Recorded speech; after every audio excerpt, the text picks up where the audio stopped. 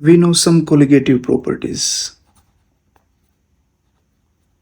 like elevation in boiling point, depression in freezing point, osmotic pressure, or relative lowering in vapor pressure. And delta Tb is equal to Kb W2 by M2, that is number of moles of solute into given weight of solvent. Similarly, delta Tf is equal to Kf into W2 by M2 W1 to 1000. For osmotic pressure, we know CRT, and relative lowering in vapor pressure is equal to mole fraction of solutes. All these equations or formulas hold good for if solute is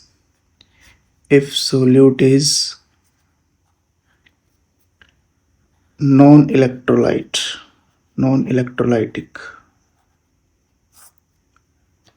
From all these formulas we know colligative property is inversely proportional to molar mass of solute, means colligative property inversely proportional to molar mass of solute.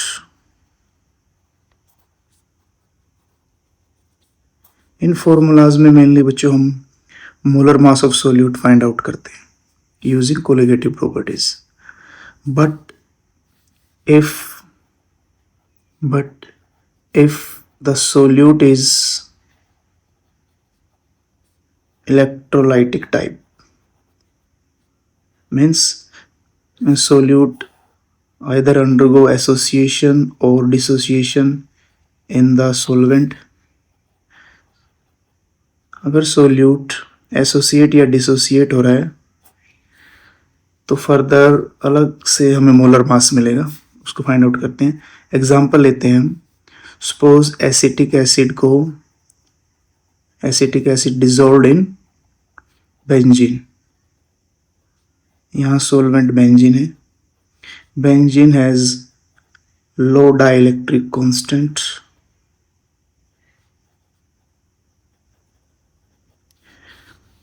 Acetic acid के molecules dimerise कर जाते हैं बच्चों. Dimerise means एक दूसरे के साथ hydrogen bonding बना लेते हैं. जैसे this hydrogen this oxygen and between this oxygen and this hydrogen. इस तरह हाइड्रोजन बॉन्डिंग बनने के कारण means they dimerise with each other. इसको हम डाइमराइजेशन बोलते हैं. ऐसा होने से क्या हुआ, नंबर ऑफ पार्टिकल्स डिक्रीज कर जाएंगे. Due to this dimerization number of particles decrease.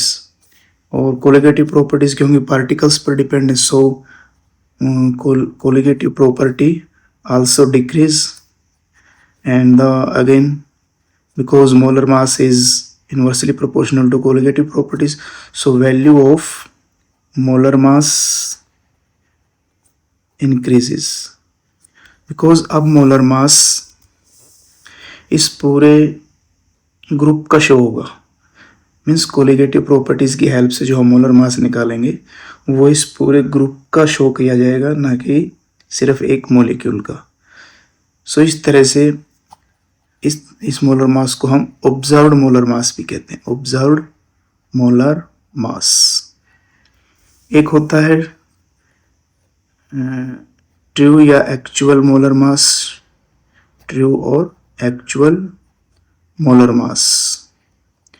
जैसे किसी सोल्यूट का मोलिकुलर मास अगर हम केमिकल फॉर्मूले से बताएं, suppose we have acetic acid, तो इसका मोलिकुलर केमिकल फॉर्मूले की हेल्प से मोलर मास आएगा 2 into carbon plus 4 hydrogen plus 2 oxygen, that is 60 ग्राम पर मोल. तो इस तरह से जो केमिकल फॉर्मूले की हेल्प से मोलर मास आ रहा है उसको हम ट्रू मोलर मास या एक्चुअल मोलर मास और सिंपली नॉर्मल मोलर मास भी कहते हैं. बट एसोसिएशन के केस में ऑब्जर्व्ड मोलर मास इंक्रीज कर जाएगा। सिमिलरली हम डिसोसिएशन के केस में देखते हैं, सेम एसिटिक एसिड ले रहे हैं हम, बट इस बार सोलवेंट हमारे पास वाटर है, water as a solvent. Water has high dielectric constant, जिसके कारण वो मॉलिक्यूल्स को एसोसिएट नहीं होने देगा। अब एसिटिक एसिड का जो मॉलिक्यूल है वो डिसोसिएट होगा एसीटेट आयन और हाइड्रोजन आयंस में। मीन्स इस तरह से एक मॉलिक्यूल दो पार्टिकल्स में डिवाइड हो रहा है। Means so this implies number of particles increases. Again, colligative properties are directly proportional to number of particles, so value of colligative properties also increases, but molar mass are inversely proportional to colligative properties, therefore value of molar mass of solute decreases. क्योंकि अब particles dissociate हो गए तो molar mass हमें कम मिलेगा। तो इस तरह से बच्चों ट्रू मोलर मास से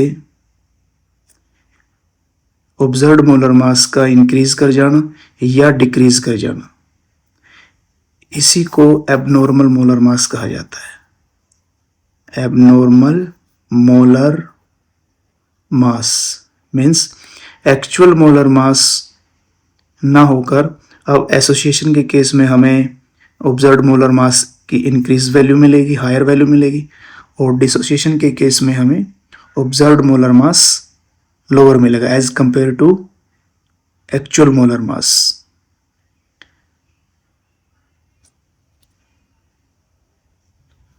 एबनॉर्मल मोलर मास का मतलब है observed molar mass has different value than actual molar mass. Means actual molar mass से अगर हमें ऑब्जर्व्ड मोलर मास की डिफरेंट वैल्यू मिल रही है, either is increases in association और decreases in dissociation, then we call it as abnormal molar मास।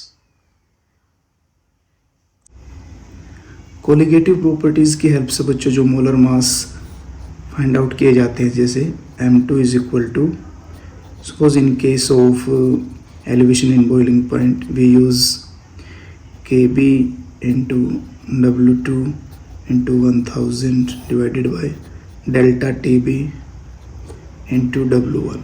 तो इस तरह कोलिगेटिव प्रॉपर्टीज़ की हेल्प से जो मोलर मास फाइंड आउट किए जाते हैं उनको ऑब्जर्व्ड मोलर मास कहते हैं।